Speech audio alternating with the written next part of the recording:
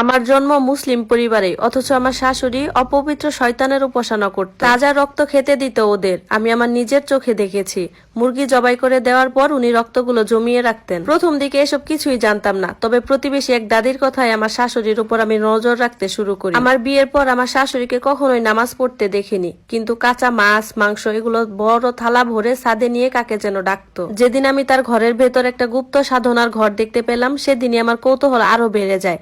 উনি সন্ধ্যাবেলা করে বেরিয়ে যেত, আসতো অনেক রাত করে বাসায়। উনি বাইরে থেকে এসে উনার রুমে চলে যেত। আমি ভাবতাম হয়তোবা গোসল করে নামাজ পড়ে, কিন্তু এই ধারণাটা ছিল আমার ভুল। পরে জানতে পারলাম সেদিন আমার শাশুড়ি যখন বাইরে বের হয়ে যায়, তখন আমি তার ঘরের ভেতর ঢুকে আলমারির ভেতর গুপ্ত দরজা খুললাম। খুলে দেখি একটা কালো মূর্তি। কি ভয়ঙ্কর ছিল সেটা! ভেতর থেকে পচা রক্তের দুর্গন্ধ আসতেছিল। আমার তো একদম বমি পেয়ে যাচ্ছিল। তারপর দেখি ওই মূর্তিটার সামনে একটা কালো বাক্স। আমি ভয়ে ভয়ে বাক্সটার দরজা খুলতে গিয়ে একদম কলিজা শুকিয়ে গেল। সেখানে দেখলাম আমার বিয়ের আগের কিছু ছবি, যেগুলো লাল সুতার পালক দিয়ে বাঁধা। কয়েকটা মাথার চুল আর একটা কাপড়ের টুকরো দেখতে পেলাম। ভালো করে দেখলাম যে ওই কাপড়ের টুকরোটা আমারই জামার। তার মানে কি আমার বিয়েটা কি তাহলে পরিকল্পিত কোনো নাটক ছিল? আমার আরেকটা ছবি ওই শয়তানের পায়ে রেখে সিঁদুরের মতো কিছু একটা দিয়ে ছিটিয়ে দেওয়া হয়েছে। তখন আমি বুঝতে পারছিলাম না যে আমি কি করব। হঠাৎ মনে হলো কেউ হয়তো বা রুমের ভেতর আসছে। তাড়াতাড়ি করে দরজা বের হতে গিয়ে আলমারির দরজার কাছে যখন এলাম, তখন দেখি আমার শাশুড়ি ভিতরে চলে আসছে। আমি তো ভয় পেয়ে গেলাম। এখনই তো উনি আমাকে ধরে ফেলবে। মনে মনে আল্লাহকে ডাকতে লাগলাম। শাশুড়ি ঘরে ঢুকে ওয়াশরুমের দিকে চলে গেলেন। আমি তাড়াতাড়ি করে রুম থেকে বের হলাম। পরে ভাবলাম ঘরের দরজা তো লাগানো ছিল, তাহলে উনি কোন দিক দিয়ে রুমে ঢুকলেন?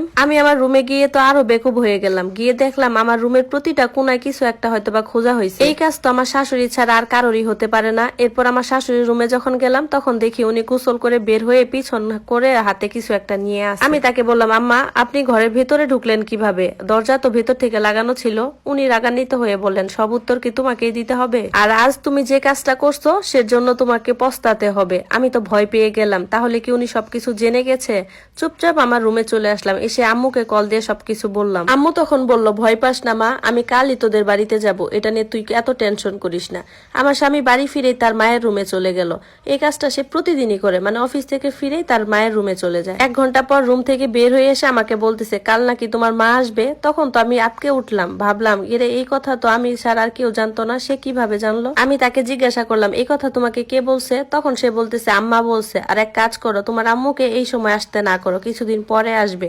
তখন আমি বললাম, আমার আম্মু যদি এখন আসে তাহলে তোমার আম্মার কি সমস্যা? তখন আমার স্বামী চোখ রাঙিয়ে আমাকে বলল, যেটা বলছি সেটা করবা, বাড়তি কথা কম বলবা, ঠিক আছে? এরপর রাতে আমরা খেয়ে দিয়ে শুয়ে পড়লাম। শুয়ে শুয়ে ভাবতেছিলাম এই বাড়িতে আসলে হচ্ছেটা কি। এই বাড়িতে মনে হয় গুপ্ত কোনো দরজা আছে, তা না হলে শাশুড়ি মা ওই রুমে ঢুকলো কিভাবে? তখনই হঠাৎ খেয়াল করলাম আমার স্বামী হয়তো বা আমাকে কাছে চাচ্ছে, কিন্তু রোজ রাতে তার এই শারীরিক নিপীড়ন আমার একদমই সহ্য হতো না। এক পর্যায়ে আমার মনে হলো যে লোকটা আমার কাছে আছে সে আমার স্বামী নয়, বরং অন্য কেউ, আমার স্বামীর মতো হয়ে আছে। তার নিঃশ্বাস আমার ঘাড়ে পড়ছিল। আমার দম বন্ধ হয়ে আসতে লাগলো।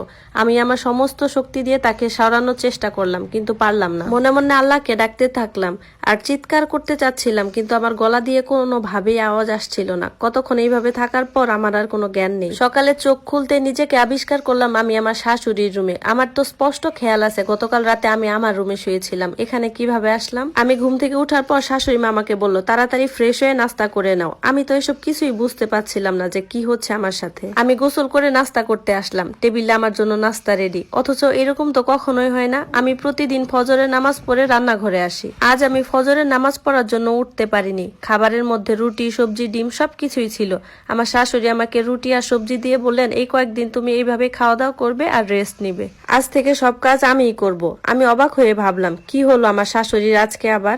প্রতিদিন আমাকে এত এত কাজের অর্ডার দেয়, আর আজ নিজেই বলতেছে উনি সব কাজ করবে। আমিও তাড়াতাড়ি খেয়ে আমার রুমে চলে আসলাম। এসে দেখি আম্মুর নাম্বার থেকে অনেকগুলো মিসড কল উঠে আছে। তাড়াতাড়ি করে তাকে কল ব্যাক করলাম।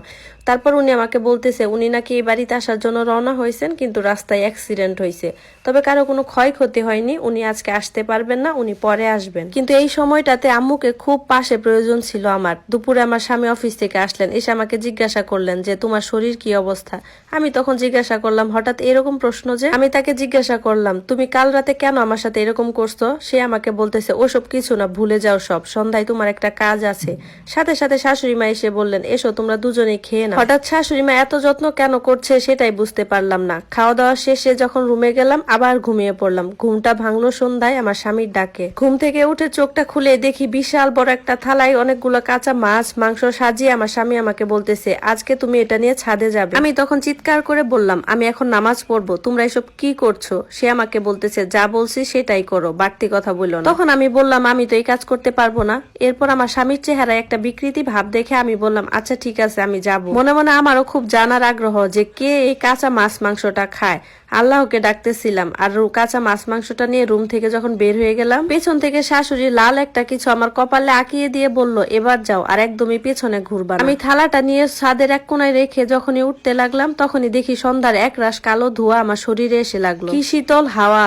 এক বিশাল কালো ধোঁয়া এসে আমার শরীরটা ছুঁয়ে গেল। হঠাৎ তখনই তীব্র ব্যথা অনুভব করলাম আমার তলপেটে। শাশুড়ি মা চিৎকার দিয়ে বলল, তাড়াতাড়ি ফিরে এসো, আর একদমই পিছনে তাকাবা না। আমি তখন ব্যথায় কাতরাতে কাতরাতে রুমে চলে আসলাম। ব্যথা তো কোনোভাবে কমছিলই না, বরং আস্তে আস্তে আরো বাড়তেছিল। রাত যতই গভীর হচ্ছিল ততই আরো ব্যথা বাড়তেছিল। গভীর রাতে এক পর্যায়ে বাথরুমে গিয়ে দেখি প্রচুর ব্লিডিং হচ্ছে। তখন আমি ভয়ে কান্না করতে করতে আমার স্বামীকে যখন দেখাই, তখন তার চোখে মুখে কি যেন তৃপ্তির একটা হাসি। তাকে দেখে মনে হচ্ছিল সে ব্যাপারটা আগে থেকেই জানতো যে এমনটাই হবে। শাশুড়ি মাকে গিয়ে চিৎকার করে বলতে লাগলো, আম্মা কাজ হয়ে গেছে। ওই অবস্থায় আমি ওদেরকে বললাম, কিসের কাজের কথা বলছো তোমরা? আমাকে বলো তো, আমি তো ব্যথায় আর কিছু সহ্য করতে পারছি না, আমাকে তাড়াতাড়ি বাঁচাও তোমরা। শাশুড়ি মা আমাকে বলতেছে, আজকের রাতটায় শুধু একটু কষ্ট করো। আমি তো বললাম, আমি তো আর সহ্য করতে পারছি না। অতিরিক্ত ব্যথা সহ্য করতে না পেরে এক সময় আমি অজ্ঞান হয়ে পড়ি। পরে হসপিটালে বিছানায় নিজেকে আবিষ্কার করলাম, রক্ত দেওয়া হচ্ছে আমার শরীরে। অতিরিক্ত রক্তপাতের কারণে তখন আমি বেহুশ হয়ে গেছিলাম। আমার পেটে এখনো ব্যথা অনুভব হচ্ছে। তখন কর্তব্যরত এক ডক্টর এসে আমাকে বললেন, এবার থেকে একটু সাবধানে চলাচল করবেন, আপনি মা হতে যাচ্ছেন। খবরটা শুনে খুশির মনে হলো, আমি কেন জানি খুশি হতে পারলাম না। হসপিটাল থেকে পরের দিন আমাকে শ্বশুরবাড়িতে আনা হয়। তখনও ব্যথা হচ্ছিলই, কিন্তু তারপরও জানতে পারলাম আমি নাকি 3 মাসে প্রেগনেন্ট। অথচ আমি কিন্তু কিছুই বুঝতে পারলাম না। বাসায় এসে আম্মুকে সব জানালাম। তিনিও খুশির খবর শুনে অনেক খুশি হয়ে গেলেন আর বললেন যে তোকে আমি সামনের সপ্তাহে নিতে আসবো। মনে একটু ভরসা পেলাম। আমি যখন ঘুমাতাম তখনই স্বপ্নে আজে বাজে স্বপ্ন দেখতাম। একদিন দেখলাম যে আমার পেটের বাচ্চার আকৃতিটা একটা সাপের মতো, জিব্বাটা দেখতে একদম সাপের মতো, আর সেই জিব্বা দিয়ে সে আমার পেটে থেকে রক্ত খাচ্ছে আর আমার পেটে ইচ্ছা মতো আঘাত করছে। ভয় পেয়ে চিৎকার করে ঘুম থেকে উঠে পড়ি। এই স্টোরিটার পরের পার্টগুলো কমেন্টে দেওয়া থাকবে, সবাই সেখান থেকে চেক করে নেবেন।